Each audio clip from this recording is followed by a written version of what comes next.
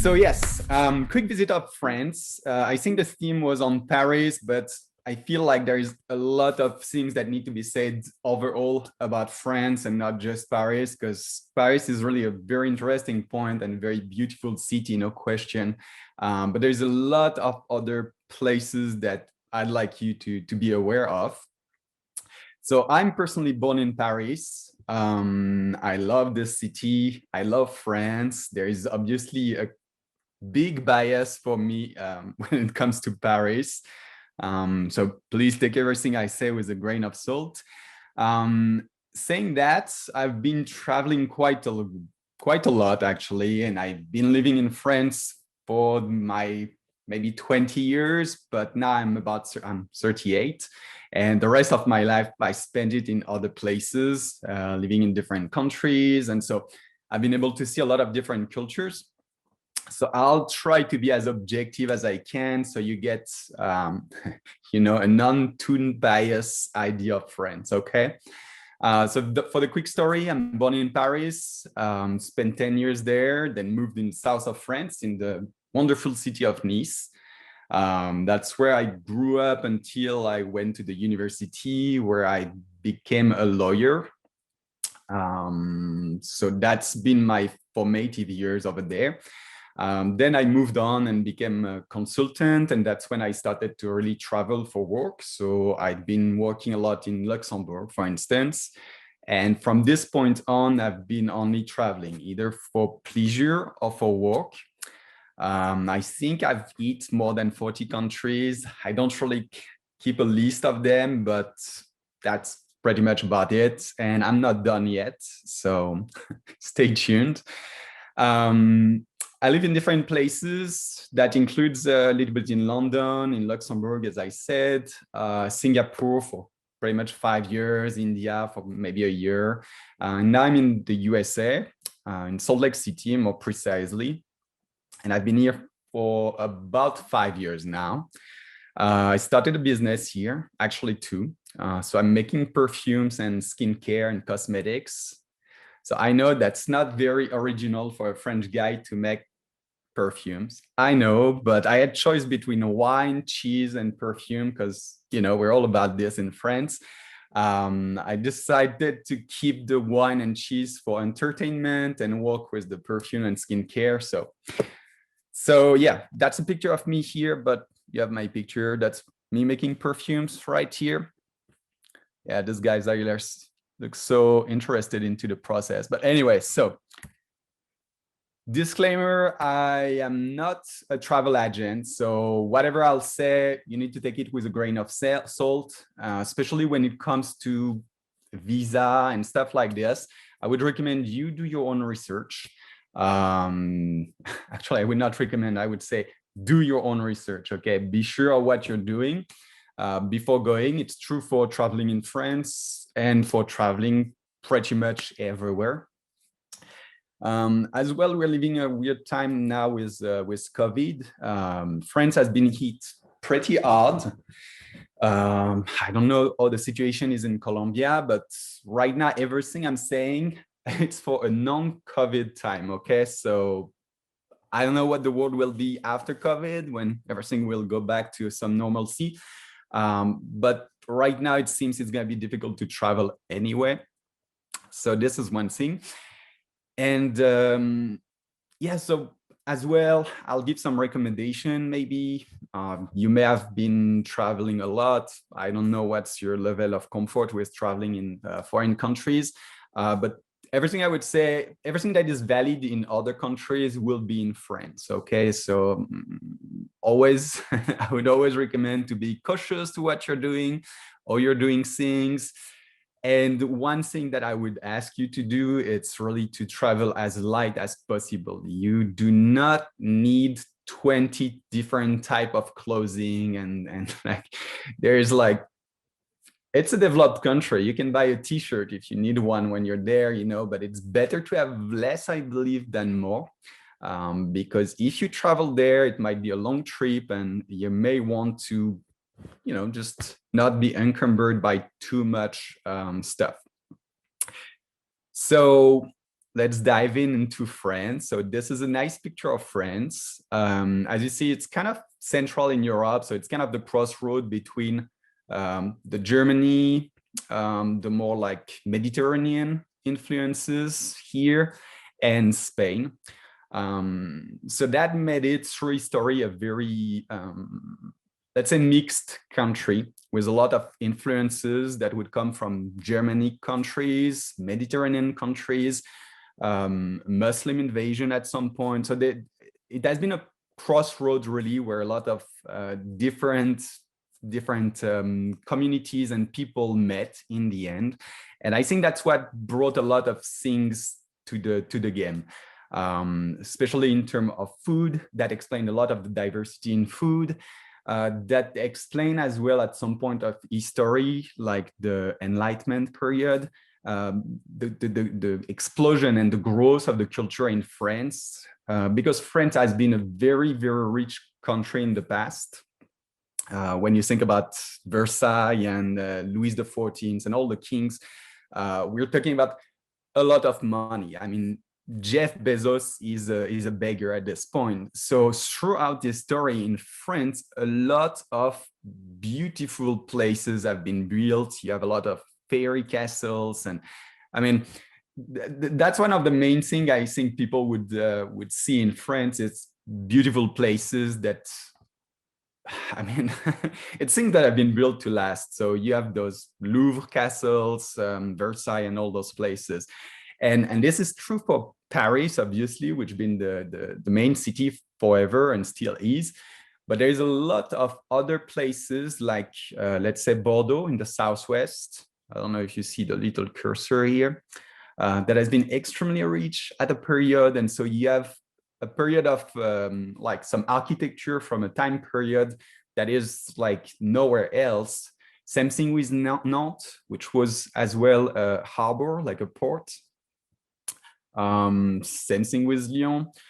So you see, this really is where the beauty of France lies. It's all those places before being France, they were their own little tribal kind of place. They were almost their own country for a time until everything has been put under one country, one king, one republic. I mean, you see the idea. I'm sure you learn about this in history books.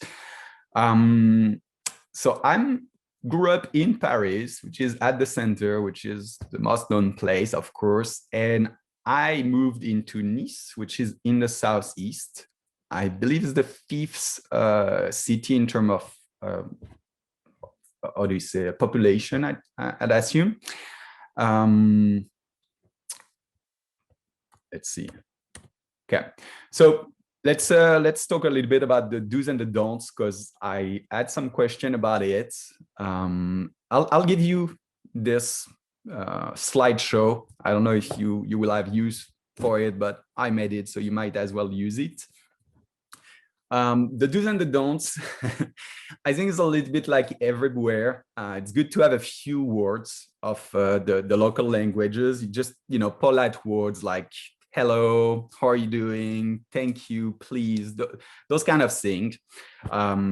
French people do not speak, I mean, it's kind of a cliche a little bit. Now more and more people speak English, but always assume that it's going to be limited and your interaction will be kind of limited if you don't have a good English and a few words of French to just kind of ease the things, okay?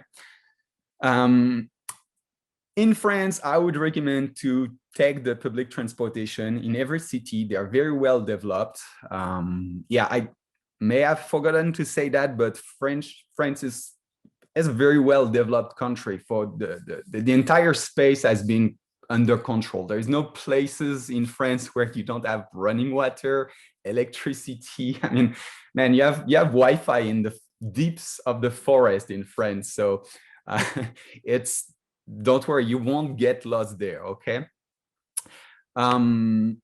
It's a country that is safe in many regards, but in any places like big cities, I mean, here in the US, man, I'm going to Chicago, you would be probably in worse situation that you would be in Paris or in any other city in France.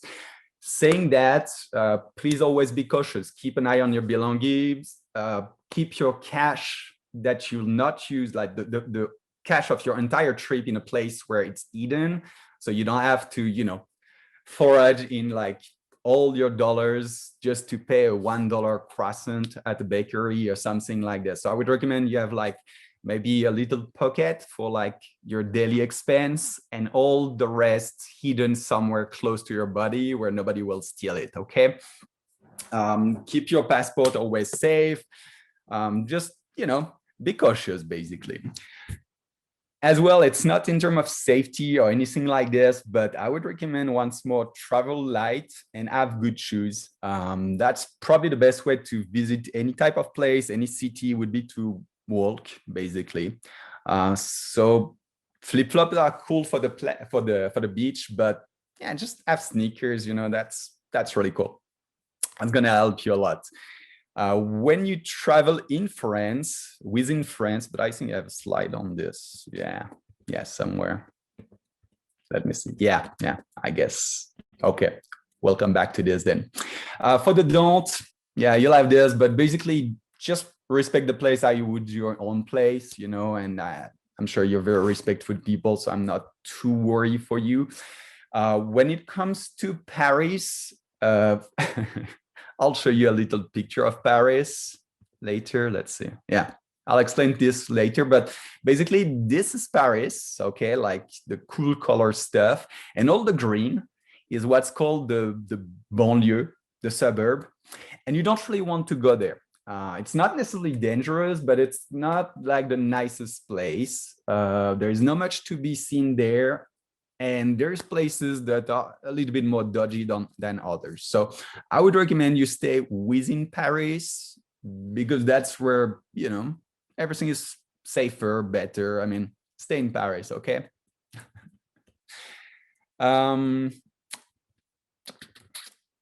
Safety stuff, I think it's always the same.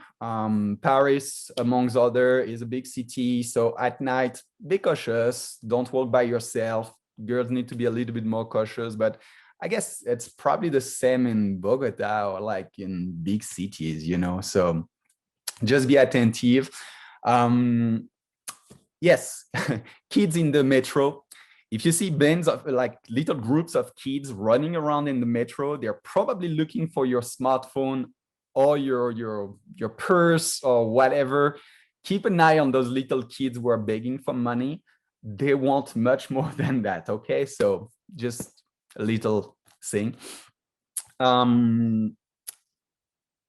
Otherwise, as I was telling, so I'll send you all of this so you can read it, but don't be worried about the food there. It's very safe. I probably had, like, in 20 years of living there, plus, you know, going back and forth there, I've been maybe sick like maybe 3 times because of food in restaurants. So if you if you have basic hygiene, you should be good, really. When it comes to water, you can drink the water from the tap anywhere, like anywhere, and you won't get any like weird stuff. So don't be worried. As I was telling you, it's still a developed country, so really don't worry. To get there, it's pretty easy for you guys. For once more, you'll have to check this when time comes, but basically there's what's called Schengen space. All the European countries that belongs to the EU basically share an agreement. And if you get in any of those countries, you'll be able to travel within the entire Europe with only one entrance, which means that for you, you don't need visa anyway, but wherever you land in Europe, after, you don't really have to go through the custom when you move within those countries, if it makes sense. So for you, Colombian, it seems that you have 90 days, jour is days. You have 90 days that you can spend in Europe, let's say in France, without needing a visa.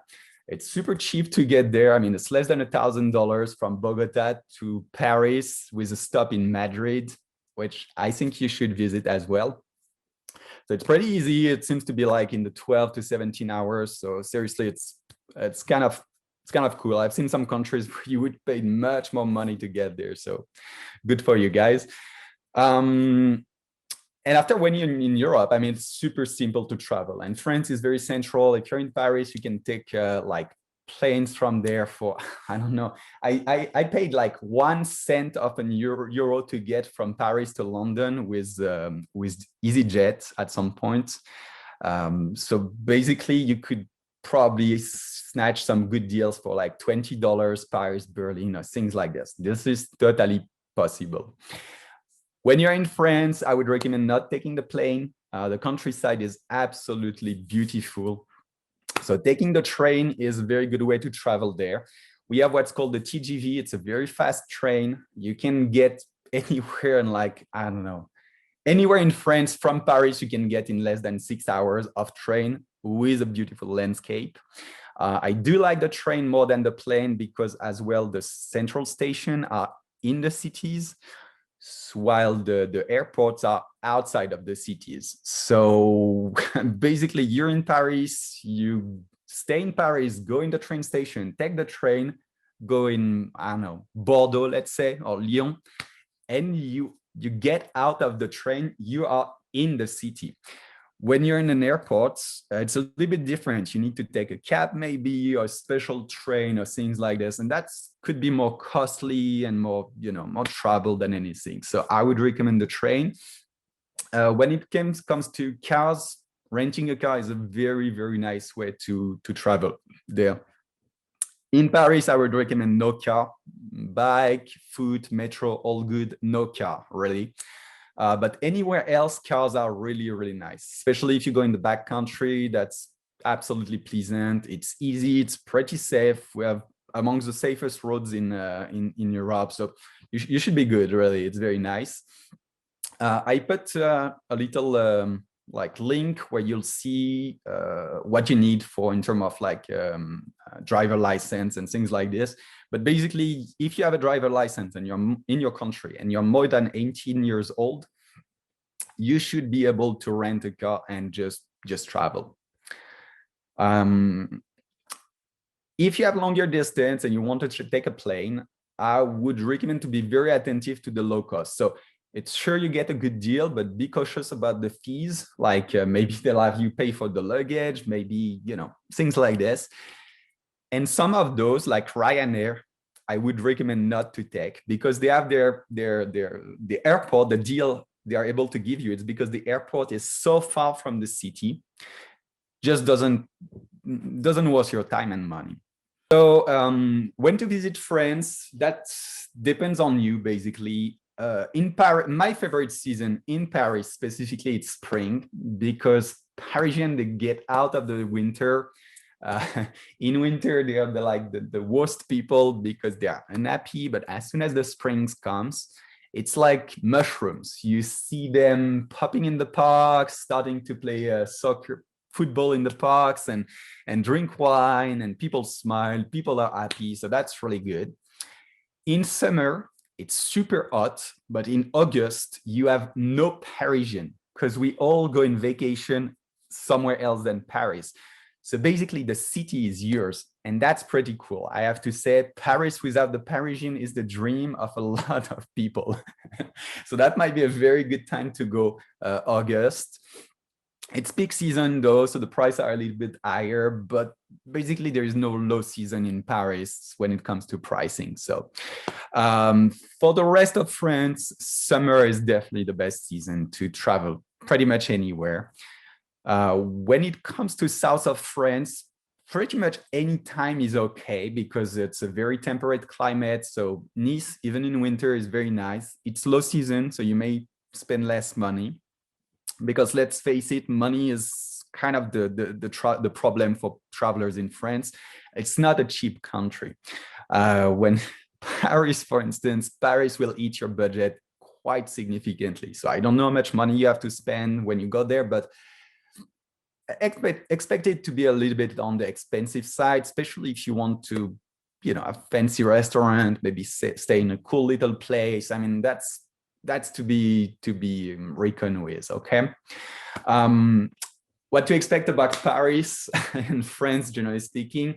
We'll at the very end, I'll have all the cliche and stereotypes that we can discuss, but like for every country, you need to set your expectation before going there. And there's a lot of high expectation I think in France, but let's be real. I mean, it's a country like anywhere else, and there's like it's high stuff, good stuff, and bad sides, of course. So we're not in the Disneyland. You know, it's not like the world of Disney. It's still, you know, it's still a country. So don't set your expectation too high. And I think generally speaking, it works in life, you know, just go in a place, hoping for the best, and you won't be disappointed. Um, I'm saying this because there's like, that's a kind of a fun fact, a little bit sad for some, but there's what's called the Paris syndrome. It's something that's happens generally with Japanese people, to the point that they had to send a psychiatrist from Japan to Paris that is always there, waiting to help Japanese. The quick story is that Japanese have super high expectation on Paris. They save a lot of money to get there because they have dreams about it. And when they get there, if you've been in Japan and you go in Paris, it is very much different worlds. We're like in different planets. And some of those guys, when they get there, they are freaking out. It's like their entire dream is shattered because things are not as clean as it is in Japan. People are not as nice and romantic as they are in movies in Japan. And so they freak out totally. And so, so they have a psychiatrist just for those guys. So I hope you won't get to this point, but I'm pretty sure you'll do okay. So let's see Paris. This is a little sheet just for you to just, you know, kind of know to feel safe. Basically, you have, this is the phone number of those guys. You just take your phone, put 17, you get the police people, 18, you get the firemen. If anything should happen to you, if it's something that is if you get robbed, I would recommend to call the cops. Anything else, I would recommend the firemen.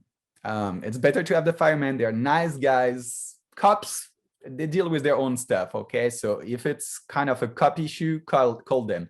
Anything else, those guys will be your friends, okay? Hospitals, don't be too freaked out to go there. I live in the US. I know people sometimes don't want to go to the hospital because of the prices. In France, seriously, it is like, it's cheaper than Thailand. So don't feel too worried about going there, okay? Yeah, just for your consulate. You have, in terms of communication with the world, it's super easy. It's like if you were in New York or in the US. I mean, it's really simple. You have Wi-Fi everywhere. It's almost always free. Phone plans are quite inexpensive. I put a little link for you to, you know, to go. If you are kind of old school and you like to send mail, there is La Poste, works very well. Never lose any mail. I mean, it's pretty cool.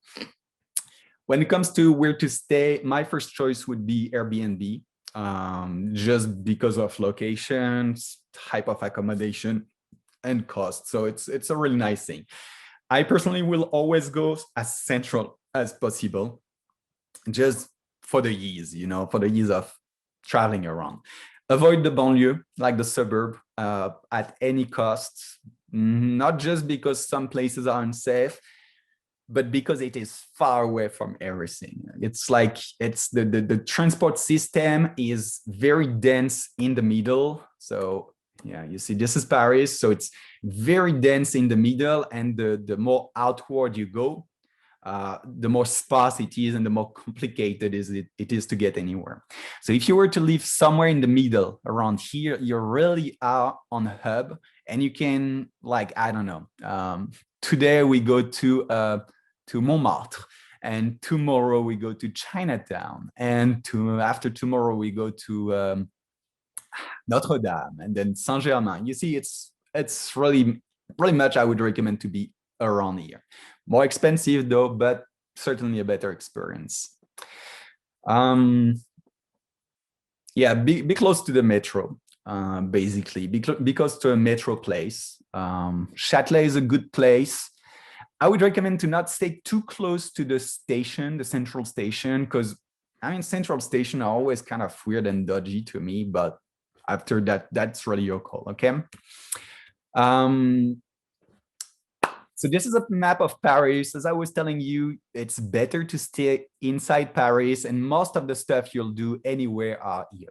So it's divided in arrondissements. I don't know if you see, but it's kind of like a snail. It starts with number 1, 2, 3, 4, 5, and then it goes as a spiral. 16, 17, 18, you see the idea. So basically each place kind of has its own vibes. Each arrondissement is different than the other. It's like you need to think about Paris as multiple villages, like back in the day, that grew so much that at some point they became one city, but they still kept their own style. I used to live, for instance, around here, and all my friends, my little cafe, my market, everything was there, and I would basically never move from there, but just to go to work like over there, and that was pretty much it. Paris is a super cool city to visit. I would recommend to just walk there.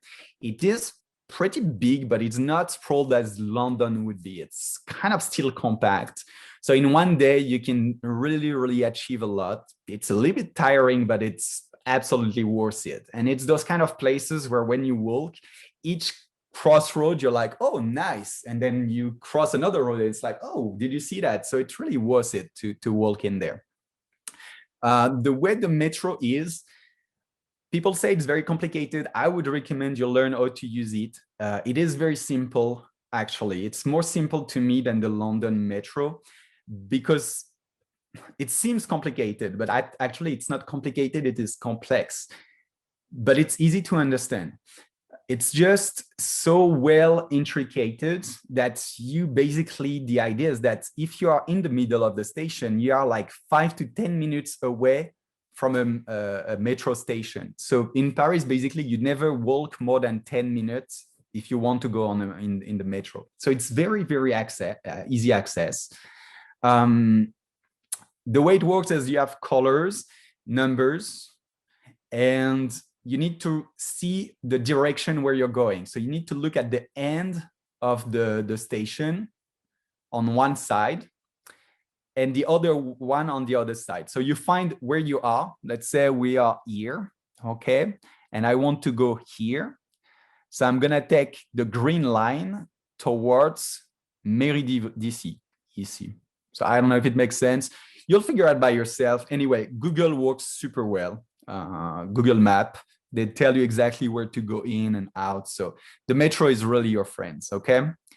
It ends at midnight, 1 a.m., I want to say, and starts again at 5. So don't get caught in Paris after midnight, let's say, if you don't want to walk or take a cab. But it's pretty efficient. There is metro every day, every minute. It's quite cheap as well. So you have a travel pass for 5 days. It's 40 euros, and you can move anywhere in Paris without even thinking about it. If you are more money conscious and you want to walk more, let's go with one ticket. It's 190 euros per ticket. With one ticket, you basically get in the metro and then can move anywhere. But as soon as you get out, then you need to use a new ticket to get back in, okay? But that could be a good option for you. I mean, you'll have to see for yourself. Here I put a little something about the airport, like the ticket from the airport or to move from the airport to Paris, because you'll probably arrive like north of here. Let me go back, like somewhere around here, Charles de Gaulle. It's kind of a long trip. You take the RER to go back in the city and arrive around here or here or here. But anyway, you'll see when you'll travel, you'll have to just go on this website and they'll explain everything. One thing that I would recommend is use the metro. There's another type of metro that uses the same place. It's called the RER, and it's okay, but it's mainly used to go from like further away places, if you will, like places from out of the map to another places out of the map. So it's more like a train than a metro. So stick to the metro, okay? That's pretty much it for the metro. what to visit when you're there. There's a few things that you definitely need to see. And the Eiffel Tower, I mean, I'm sure it's on your bucket list anyway. It's good to see it during the day because you can climb up, get on top, have a beautiful view of Paris, pretty cool. At night, it is generally lit, so you have like cool lights and stuff like this. So that's a cool place, okay? There is Montmartre, the Sacré-Cœur. So that's this place here. That's super romantic. That's super pleasant to be in. Absolutely go visit it, spend a day there. It's really, really nice. Notre-Dame de Paris, Ile de la Cité. Yes, I mean, I don't know. I haven't been there since there has been this big fire, but it's a really pretty place and everything around is absolutely beautiful. And this is basically this island in Paris where the Notre Dame is.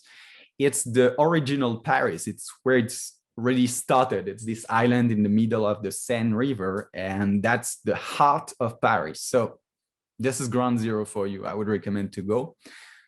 Le Marais, it's a very traditional, it's a super, super, super old place. I mean, there's buildings over there that have been built like 2000 years ago and they're still there. You can still see them, you can still touch the stone, and people are still living there. You can even eat in some of them. So it's kind of a cool place, really. So it's the gay neighborhood.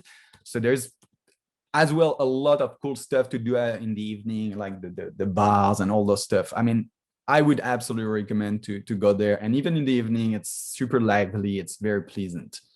I am a museum freak.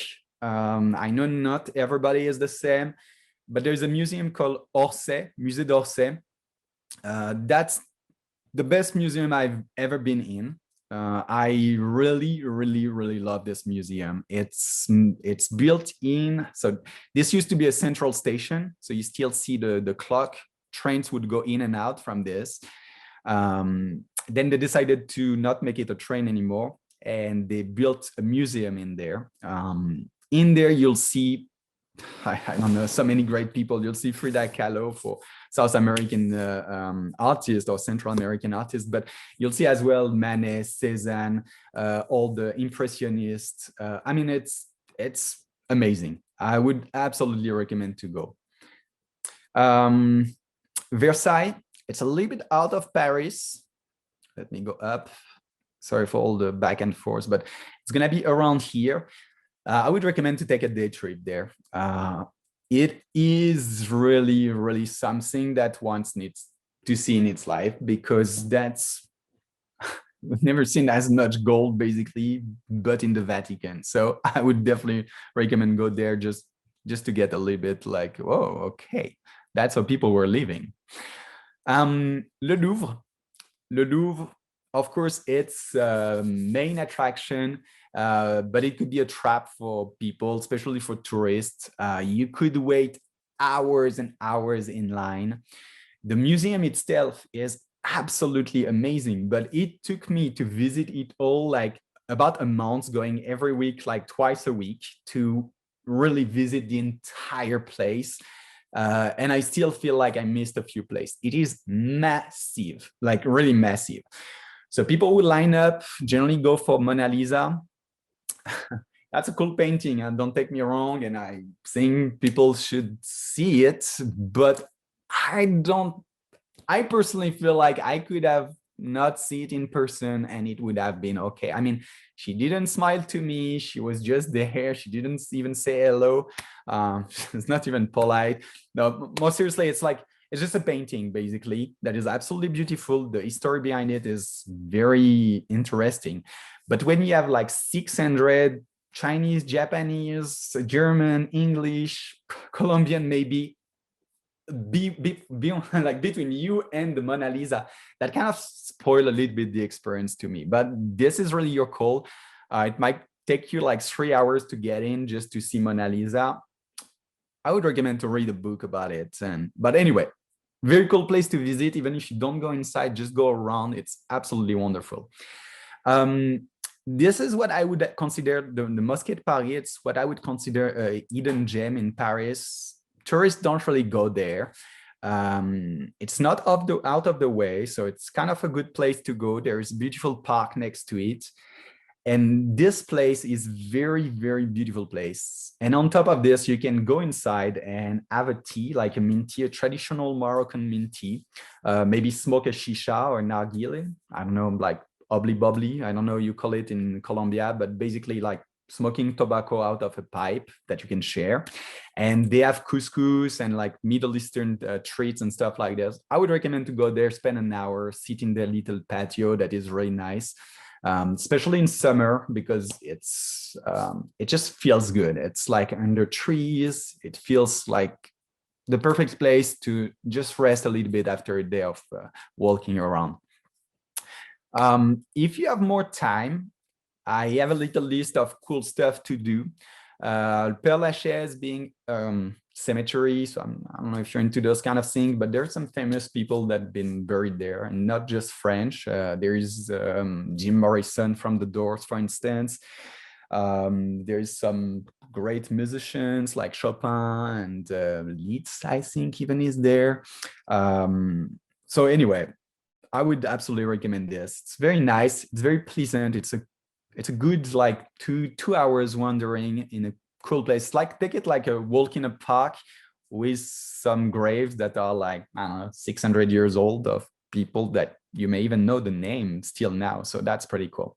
There's a few museums here again. I mean, yeah, I'm really a museum freak. Centre Pompidou, Musée Rodin and Picasso, really, really nice. So modern art at Centre Pompidou, Rodin, I don't know if you know the sculpture, but yeah, really cool. Picasso, I guess everybody knows him. They have this new museum that I visited a long time ago and they closed it for a long time. So I don't know what it is now, but it seems to be wonderful. And there's the catacombs as well. That's where a lot of people have been buried, like in the past, kind of plague time and kind of, yeah, I've been tough for Parisian at some point in history. So that's where a lot of them ended up. It's kind of a cool visit if you like kind of weird visiting weird place. That's pretty cool. I would recommend actually. So yeah, this is Versailles. You see, when I was telling you gold, they have a lot. This is Le Louvre. Just walking around and being outside is already something kind of cool. Yeah, I don't have to tell you what this is.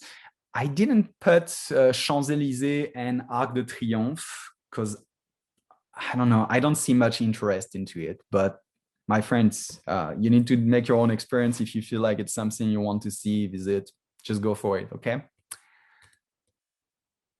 So yes, I have a little list of places to where to eat and go out. I would recommend this, Chez Chartier. It's very traditional. The food is not the best you'll find, but it's pretty cheap.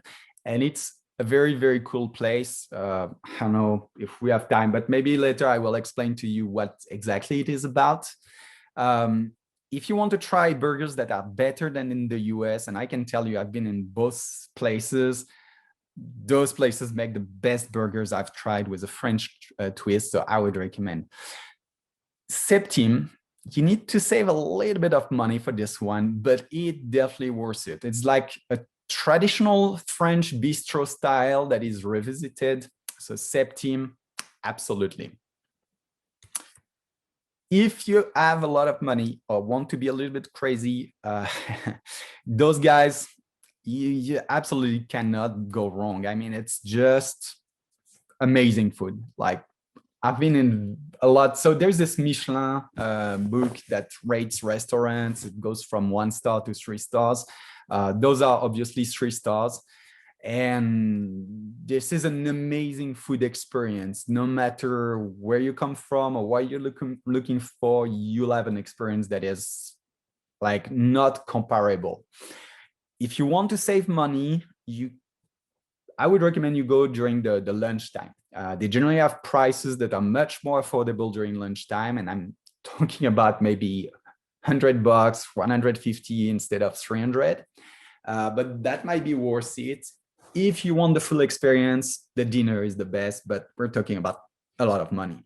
There's a little list here. It's in French. It's very good restaurants. I tried a few of them, most of them, And I mean, never really been disappointed.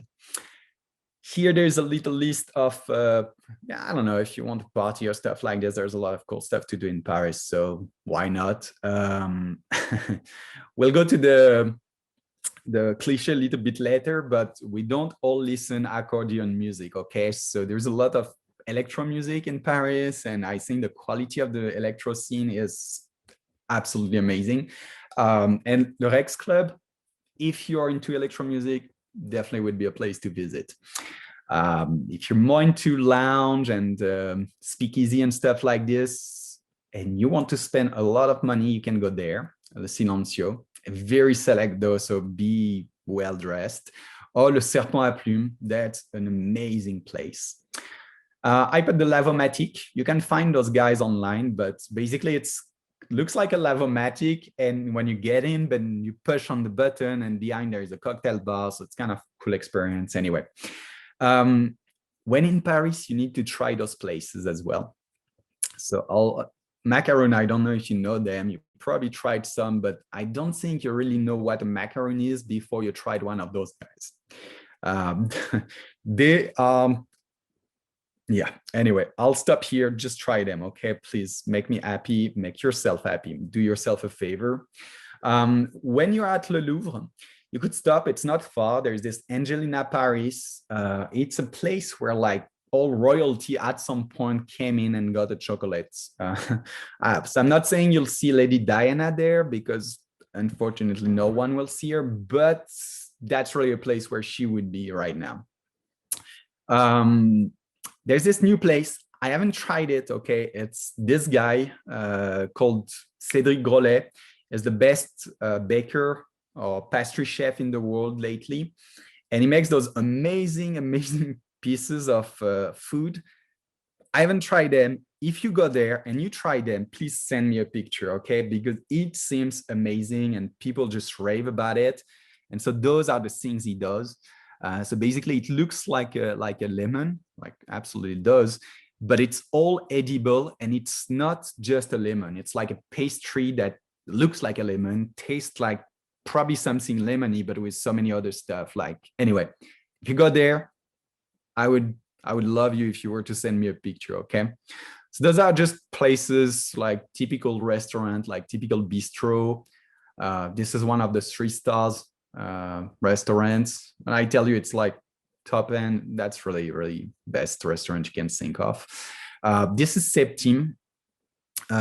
Since Jay-Z got there, the price went a little bit higher, and you may need to call and say, hey, could we come in? And I would recommend call like a week ahead, maybe more, but you won't be disappointed. I'm pretty certain of that, okay? So Septime, those guys here. Anyway, so there's other places than Paris that I love people to visit a little bit. There is Lyon. It's in center France. It's absolutely beautiful, and that's probably one of the best places where to eat in France. The food is just, anywhere you'll go, the food should be good. This you need to take with a grain of salt though, because there's a lot of touristic places that just have like kind of shitty food that is like crazy prices. But if you go in the more traditional restaurants, you should not be disappointed. In the south of France, there is Aix-en-Provence. That's really the epitome of the pleasant life in the south of France, in Provence. That's where I'd like to live at some point, I think. Like retiring there, it's probably the best things. And saying that is not just for old people there, it's actually a student town. But the pace of life is just different. So I would definitely, and it's beautiful. It's really beautiful. Bordeaux, those guys here. If you like wine, it's gonna be difficult to not go there at some point in your life, okay? Because some of the best wine you can imagine, like Chateau Petrus or like Pessac, or those kind of things come from around this city. So the city by itself is absolutely beautiful. But if you go in the countryside, there's all those vineyards. You can like take trips where you'll go around vineyards and taste wine here and there. I mean, it's really cool. There's even like, you can bike from a vineyard to another one. On this note, when you taste wine in France, so if you drink wine, it's one thing. If you taste wine, meaning that you'll have maybe 15, 20 bottles, maybe even more, it is traditional to spit it, okay? So you don't get totally messed up and drunk. And so that's really traditional. So you'll see people spitting their wine. If you see traditional like wine tasting, don't be scared. That's just the way to do it. So you don't get a cirrhosis just tomorrow morning when you wake up, okay? So just little tips. And even like a $300 bottle of wine, people will still taste it and they might still spit a little bit of it. And I know it seems kind of a waste, but you don't want to be drunk all day. Here it's Nice. It's a city where I lived. It's a coastal city, so you have the beach.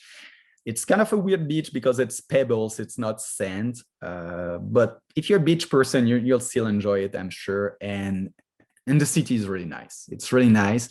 But really what matters when you're there, it's not just the city, but it's the surrounding. So you have like a list of little places. And I would recommend you rent a car and you go in all those places, like each of them. I really, really, really recommend, because just going there just is already an experience. And those little villages, I don't think I have any pictures of them, but they're just beautiful. And there's islands in the seas as well, and you can rent a kayak and just kayak there and go on the islands. There's like vineyards. Yeah, I know it's French, so it's vineyards everywhere, but there's a vineyard on this little island with an abbey with monks. I mean, it's really cool. So if you go in Nice or around, it's not far. You take a kayak, you go there. You're gonna love your day, really. Put some sunscreen though, okay? Other places of interest, there is Le Mont Saint-Michel. That's really, if it's not the most amazing, it's definitely one of the most amazing places I've been there. It used to be just a little mountain kind of thing in the middle of the sea. And when the tides goes, it's entirely submerged. So you would have water like to the walls basically. And then when tides is low, you can walk here and go for like finding oysters and stuff like this. But the place itself is amazing. So this is like a cathedral on top of it. So you walk basically all around and you go, it's really a mystical place. So this, I would recommend absolutely to anyone in the world to go visit this place. And if I had to choose between Paris and this place, I wonder which one I would choose actually, because it's really amazing. Les Calanques de Cassis. So this is between Marseille and Nice. I think now they close it to people because it's so beautiful. It brought too many people. But if you have the opportunity to go there, it is basically, it's just nature at its best, really. I mean, oh yeah, that's even what I said on the slide. It's really an amazing place. You have the mountains, they go direct. It's like fjords, but in a Mediterranean country, So you have the water that goes through the land, and you have places you can not go without a boat or without swimming. So it's really an amazing place. On this note, it's close to Marseille. Marseille is a big city in France. I personally do not like it. Do not ever tell anyone I say that to you, because they'll probably want to kill me, because people are very, very proud of this city. I think it has a lot of interesting things, but to me, it doesn't work, especially for tourists, doesn't worth your time, your money. And plus, I mean, people there, I don't know. Anyway, you probably have a place in Colombia where you're like, okay, you don't want to deal with those people. In France, to me, it's Marseille. So I would recommend not Marseille. Other places that I would recommend is Burgundy. My favorite wines come from there, but there's a lot of other stuff, like a lot of medieval towns, like you can see. I mean, people still live in there. I mean, you have like lawyer, architects, like, I mean, normal people doing normal life, nowadays life stuff, in still living in those cities. Corsica is the island that is at the south of France in the Mediterranean Sea. It's an absolutely beautiful place. I once traveled in Bali, and I have this American guy who comes to me and is like, you're from France and you come here, you should not. The only place you should be living in is Corsica. And it's true, it's a beautiful place for people who like sea. That's a good place. I mean, if you like nature as well, there's a trail that takes a few days to walk, and it goes from the south of the north of the island, and it is a fantastic, if you're like an outdoorsy person, it's a fantastic thing to do. As well, for outdoorsy people, there's the Gorge du Verdon. I even put a little thing. So basically, you would take a kayak and you would walk in this. So it's very central in France. You would take your kayak and go all the way. It could be something you do in multiple days because there's little towns here and there. I mean, it's really cool. Vallée de la Loire, I think there is not enough tourists over there. I mean, there's Brits know about it, but other people in the world, they don't know. But it's basically this river that goes through, and you have like maybe, I don't know, 30 castles. They're not all that majestic, but you have a lot of the so this one specifically is where the mistress of Louis the 14th was living. And so he just, you know, like the girls, built her a castle, and it's like, okay. So yeah, definitely I would recommend. And plus wine and food once more. I mean, you know, it's France. So, but that's really a cool place. And you could do it like in a week. You could like stop in a castle and live in another one, and then go next day in another one. I mean, it's so you cannot really live in this one, but there's some bed and breakfast here and there. I mean, yeah, you see the idea. It's really, really cool. So it comes to food now. So basically food in France, it's pretty good, I have to say. I haven't had much time to put all the recommendation I wanted, but you know, you have a few here, and basically you'll find plenty of cool stuff over there. What's cooler though is like all the weird stuff that we have. Yeah, in France we have a lot of stuff that people are like, what? So I won't go in too much extremes, but we have, of course, like the stinky cheeses. But like a rule of thumb in France is like the stinkier the cheese, the better it is. I know that's weird to say, but the more stinky it is, basically, the more it aged, the more the taste grew, and the more of the, I think what Japanese would call umami taste is in the cheese. And so that makes some perfect cheese. So please don't be scared by the stench or the stinkiness of the be adventurous on those. You wouldn't be disappointed. So I live in the US. I know a lot of American people, and when I started to have them try stinky cheese, it's been kind of a difficult pass. But now I could definitely open a cheese store, and I already have customers. Like whatever it stinks, those guys will eat it, no problem. So it's just a question of, you know, giving it a try.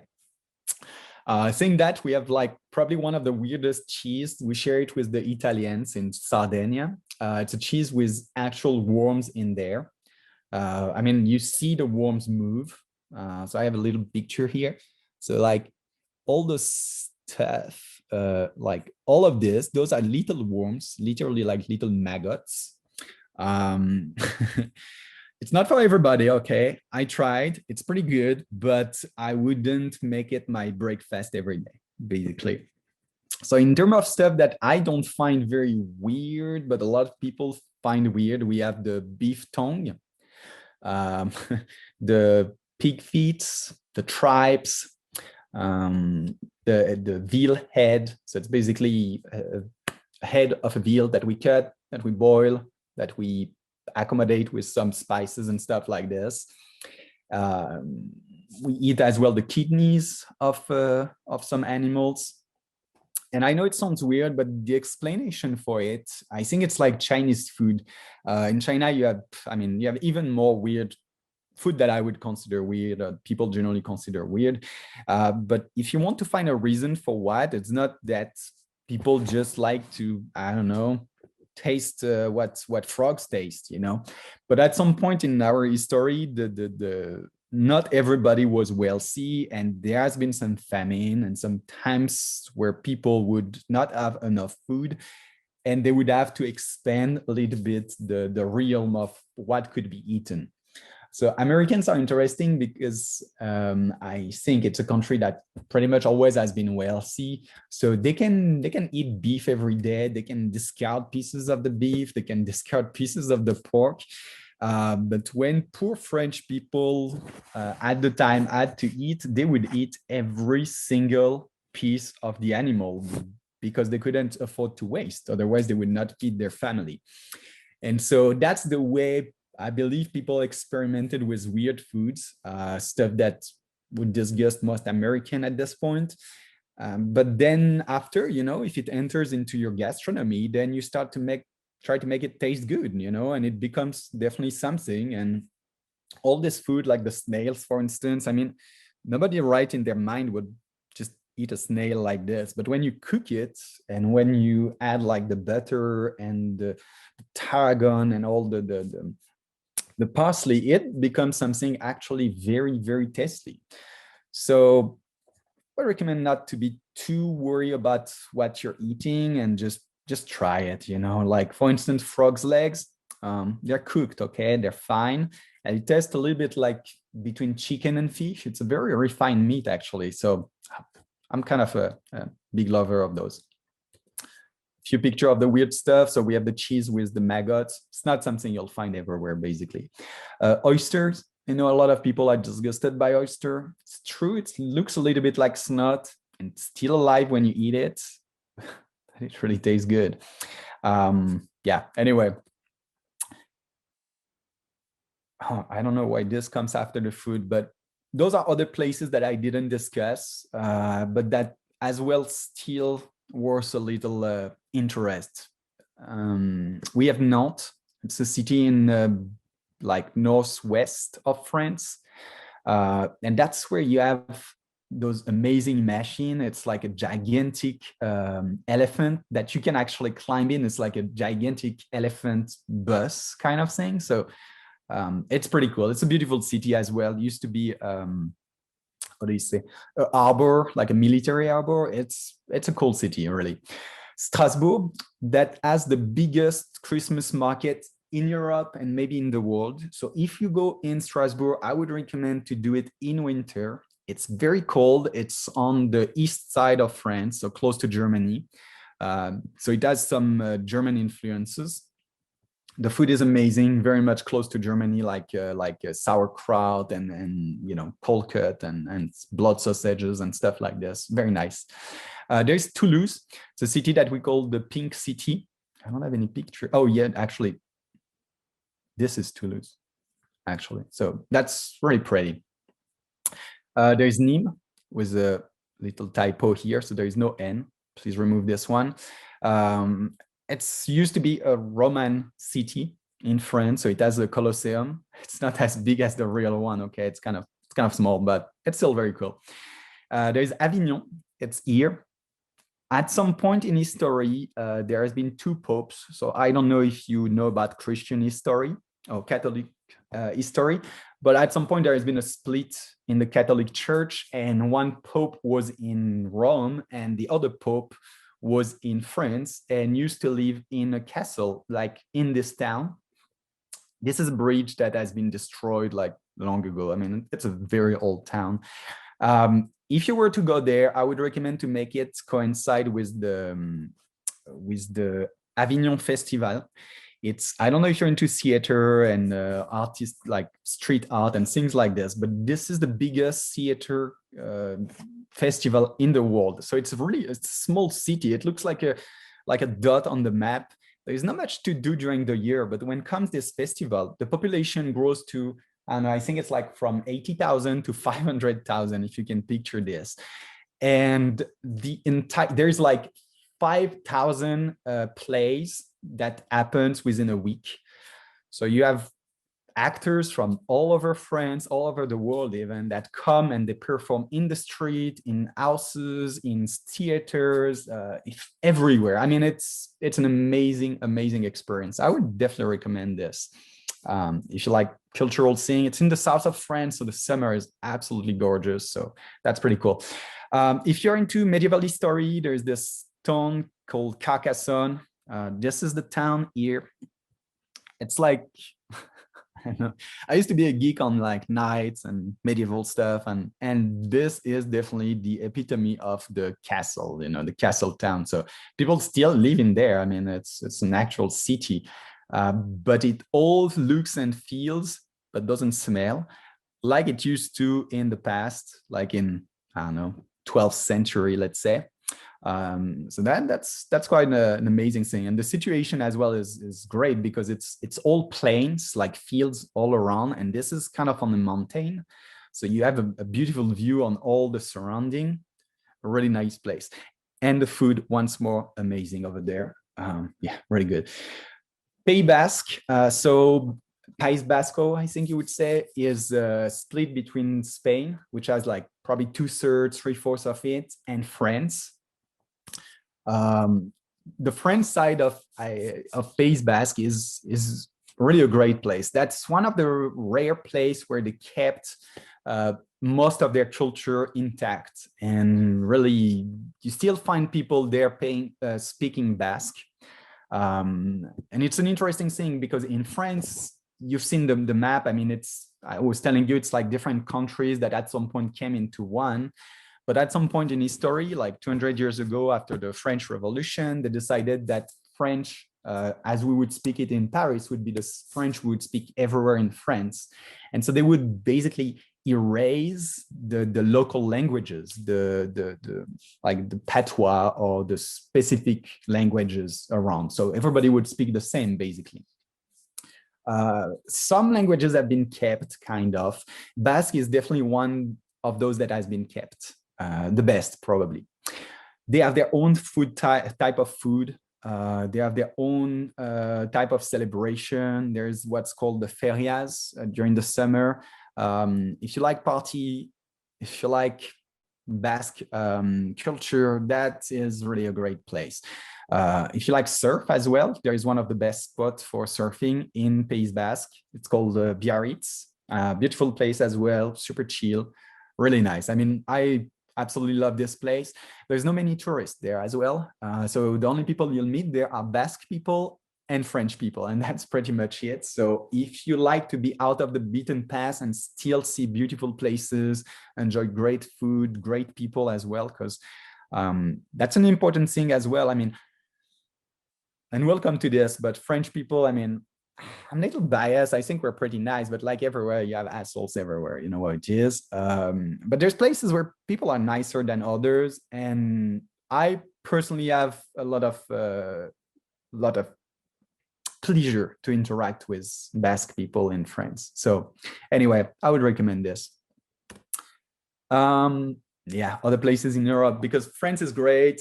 I'm sure you had heard of a lot of other places, but the cool thing is that from when you're in Europe, you can move in Europe so easily and so cheap that it would make sense for people to, cross the ocean, go in Europe, to maybe not stay in France only. Even if, I mean, France by itself could be years of visits, but to make your time worse, maybe you'd like to visit other places that are absolutely amazing. And Italy, and it's not in order, okay, I just threw this there, but Italy is definitely a wonderful place, and Rome and Firenze or Florence, or I don't know what you'd say, is definitely places I would 100% recommend. If you were to go in Nice as well, the city in south of France, it's very close to Italy, and from Nice you could take a car and go in Italy and go visit the Cinque Terre, which is beautiful place, but you'll do your own research. I love Italy. If I was not French, I would love to be Italian, I think. Belgium is a weird place, but Brussels, I should have put Brussels more than Belgium. Brussels is a great place, really. I mean, people are amazing. If you like beer and you're tired of wine, just go in Belgium. Just go enjoy, like, good place. Spain, I don't know, there's not much to say about it, just that it's wonderful. And anywhere you go in Spain, I think it's beautiful and pleasant. And the history, same thing as in France or Italy, it goes so deep and so strong. Culturally, it's an amazing place, and so is Portugal. Greece, I've never been there. I dream of going there.